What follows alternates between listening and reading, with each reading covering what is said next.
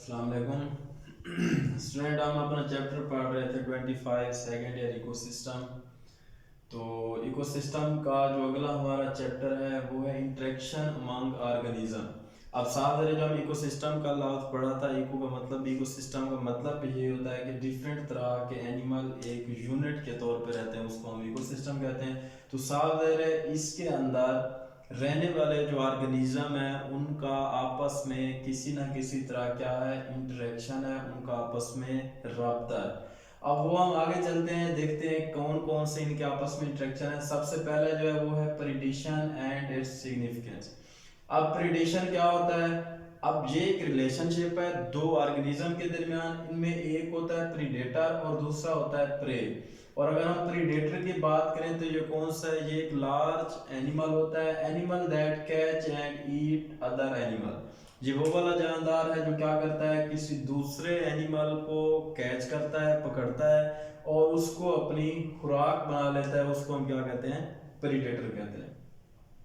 उसके बाद क्या होता है? प्रे। अब प्रे क्या होता है? प्रे वो स्मॉल एनिमल है जिसको प्रीडेटर क्या करता है, अपनी खुराक बनाता है। The animal that is eaten, जिसको खाया जाता है, उसको हम क्या कहते हैं? प्रे कहते हैं। और इन दोनों का जो आपस में रिलेशन है उसको हम क्या कहते हैं? प्रीडेशन कहते हैं। अब अगर हम सिग्निफिकेंस की बात करें तो इसकी सिग्निफिकेंस क्या हो सकती है? एक तो इनमें क्या होता है, इकोसिस्टम बैलेंस। ये क्या करते हैं? इकोसिस्टम को बैलेंस में रखते हैं। और इनका एक और भी इंटरेक्शन होता है कि अगर हमारे पास क्या है, किसी भी इकोसिस्टम के अंदर जो प्रे हैं उनकी क्या है, जो तादाद है वो बढ़ गई है, तो उस एरिया के अंदर जो प्रीडेटर होंगे उसके वो भी क्या हो जाएंगे? बढ़ जाएंगे, साफ जाहिर है। और अगर प्रे, अब जब प्रीडेटर बढ़ेंगे तो वो क्या करेंगे? प्रे को खाएंगे, अपना शिकार करेंगे।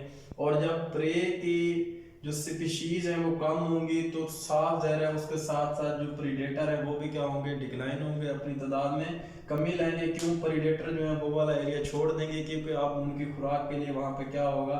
प्रे ही नहीं होंगे। और ये दोनों क्या है, एक दूसरे के लिए नेसेसरी हैं। अगर किसी भी इकोसिस्टम के अंदर जो प्रीडेटर है वो खत्म हो जाए, ना हो, तो जो प्रे है उनकी जो तादाद बढ़ेगी तो इकोसिस्टम इम्बैलेंस लाएगी, जो कि क्या है, हमें नुकसान भी पहुंचा सकते हैं।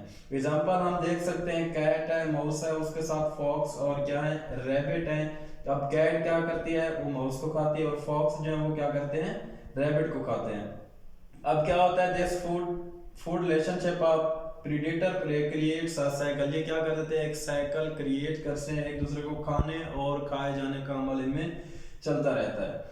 अब नेक्स्ट जो हमारा एसोसिएशन है उसकी तरफ हम चलते हैं, वो क्या है? Parasitism and it's type and its significance. अब सबसे पहले देखते हैं हम कि पैरासिटिज्म होता है क्या है। अब इसमें दो ऑर्गेनिज्म शामिल होते हैं, एक होस्ट होता है और दूसरा पैरासाइट होता है। अब होस्ट क्या होता है? जो सारी फैसिलिटी दे रहा है। आपके घर में अगर कोई मेहमान आ जाए तो आप क्या करते हैं? उसको जो फैसिलिटीज दे रहे हैं तो आप क्या है? होस्ट हैं, लेट करें। तो जो मेहमान आपके घर में आया हुआ वो क्या है? पैरासाइट है। क्यों? क्योंकि उसने शेल्टर का इंतजार भी आपके ऊपर करना है और खुराक भी आपसे लेनी है। और अगर हम यहाँ पे देखें तो क्या है, होस्ट क्या करता है? Provide food and protection. क्या करता है? फूड भी देता है और प्रोटेक्शन भी देता है। और वो वाला स्मॉल एनिमल जिसको होस्ट फूड दे रहा है और क्या कर रहा है? प्रोटेक्शन दे रहा है, उसको हम क्या कहते हैं? पैरासाइट कहते हैं। और इन दोनों का आपस में जो रिलेशनशिप होता है उसको हम क्या कहते हैं? पैरासाइटिज्म कहते हैं। जरूरी नहीं है पैरासाइट आपको नुकसान पहुंचाए।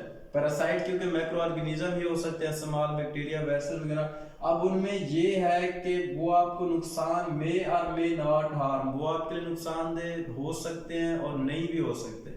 क्योंकि स्मॉल इंटेस्टाइन के अंदर आप लोग देख सकते हैं मुख्तलिफ तरह के बैक्टीरिया पाए जाते हैं जो कि डिजीज कॉज नहीं करते, वो हमारे लिए क्या है? फायदेमंद होते हैं। और जो डिजीज का होती है किसकी वजह से? पैरासाइट्स की वजह से, उसको हम क्या कहते हैं? इन्फेस्टेशन कहते हैं। Disease cause by parasites, parasites की वजह से होने वाली डिजीज को हम क्या कहते हैं? इन्फेस्टेशन। उसके बाद क्या होता है? पैरासाइट्स की दो टाइप होती है। पैरासाइट्स आउटसाइड द बॉडी भी हो सकते हैं जिनको हम एक्टोपैरासाइट कहते हैं, और इनसाइड द बॉडी भी हो सकते हैं जिनको हम क्या कहते हैं? एंडोपैरासाइट्स कहते हैं। अब अगर हम एक्टो पैरासाइट्स की बात करें तो उसमें एग्जांपल आपको फंजाई है, डेंड्रफ की आप देख लें, ठीक है। वो क्या होती है, एक्टो पैरासाइट है, जो आपकी बॉडी की आउटसाइड से अपनी क्या करती है, शेल्टर भी लेती है और क्या करती है, फूड भी लेती है आपसे। और एंडोपैरासाइट की अगर हम एग्जांपल की बात करें, वो क्या है, टेपवर्म है, जो क्या यहाँ पे पाए जाते हैं इंटेस्टाइन वगैरह के अंदर। वो क्या करते हैं, आपसे खुराक भी लेते हैं और शेल्टर भी लेते हैं। उसके बाद एक हम दूसरे एसोसिएशन की तरफ चलते हैं, तो वो क्या है, सिम्बियोसिस है। सिम्बियोसिस क्या होता है, association between two organism which bring benefit to both organism. अब इसमें क्या होता है, दोनों ऑर्गेनिज्म को क्या होता है, बेनिफिट होता है। एग्जांपल की तरफ अगर हम चले तो इसमें क्या है, रूट नोड्यूल्स हो गया और माइकोरेजा। अब रूट नोड्यूल क्या है, एक एसोसिएशन होता है ये रूट के दरमियान और दूसरा बैक्टीरिया के दरमियान। नाइट्रीफाइंग बैक्टीरिया होते हैं जो क्या करते हैं, एटमॉस्फेयर से नाइट्रोजन लेके उसकी फिक्सेशन करते हैं और वो क्या करते हैं, प्लांट्स को देते हैं और बदले में उनसे क्या लेते हैं, फूड और शेल्टर। तो फिर हो गया, ये दोनों को ही इसमें क्या हुआ है, बेनिफिट हुआ है। उसके बाद अगर हम माइकोरेजा की बात करें तो ये क्या है, रूट्स और फंजाई के दरमियान है। ऐसे प्लांट्स जो एस्टिक साइल वगैरह के अंदर पाए जाते हैं, वहां पे ये क्या करते हैं, फंजाई जो है उस एरिया की, उस जमीन की एसिडिटी को कम करती है और पौधे को क्या करती है, न्यूट्रिएंट्स प्रोवाइड करती है और बदले से उनमें क्या करती है, अपनी शेल्टर और खुराक लेती है उनसे। उसके बाद हमारे पास एक और एसोसिएशन है, वो कौन सा है, म्यूचुअलिज्म। अब म्यूचुअलिज्म क्या होता है, ये वो वाला एसोसिएशन है जिसके अंदर दोनों ऑर्गेनिज्म को क्या होता है, बेनिफिट होता है। क्या है, relationship between organism in which both are benefited. अब क्या होता है, इनमें दोनों को ही फायदा मिलता है। अगर हम एग्जांपल की बात करें तो इसमें क्या है, इंसेक्ट्स हो गए और फ्लावरिंग प्लांट है। इंसेक्ट्स क्या करते हैं, पौधे के पास जाते हैं और उनसे क्या लेते हैं, नेक्टर वगैरह लेते हैं और बदले में उन्हें क्या करते हैं, पोलिनेशन या उन्हें रिप्रोडक्शन में क्या करवाते हैं, हेल्प करवाते हैं। तो ये भी हो गया, दोनों को फायदा। उसके बाद लाइकेंस क्या है, लाइकेंस भी एक एसोसिएशन है बिटवीन एल्गी एंड फंजाई। अब फंजाई क्या करती है, जिस तरह से पिछले हमने अपने लेक्चर में पढ़ा था, ठीक है। अब लाइकेंस जो थे वो क्या करते थे, किसी भी क्रस्ट वाली जगह पे क्या करते हैं, उसकी ब्रेक डाउन करते हैं और न्यूट्रिएंट्स प्रोवाइड करते हैं एल्गी को, ठीक है। और एल्गी बदले में उसे क्या देती है, खुराक और प्रोटेक्शन वगैरह, ठीक है। उसके बाद लास्ट वाला जो हमारा है वो क्या है, कमेंशलिज्म।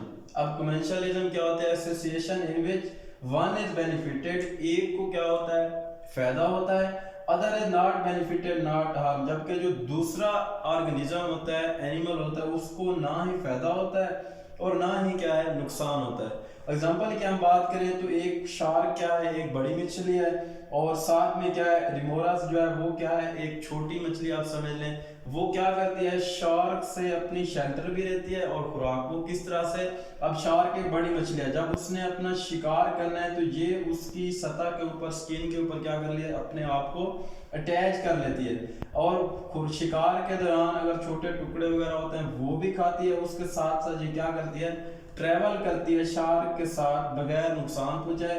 अब इसको तो बेनिफिट हो रहा है, इसको ना बेनिफिट होगा ना हार्म होगा। तो ये वाला एसोसिएशन, इसको हम क्या कहते हैं, कमेंशलिज्म कहते हैं। तो स्टूडेंट, आज हमने डिफरेंट इंटरेक्शन पढ़े हैं। इकोसिस्टम के अंदर रहने वाले ऑर्गेनिज्म अपना किस तरह से एक दूसरे के साथ इंटरेक्ट करते हैं, फूड के लिहाज से और शेल्टर के लिहाज से। तो आज का लेक्चर हमारा इतना है। नेक्स्ट इंशाल्लाह हम अपने इस लेक्चर को आगे प्रोसीड करेंगे।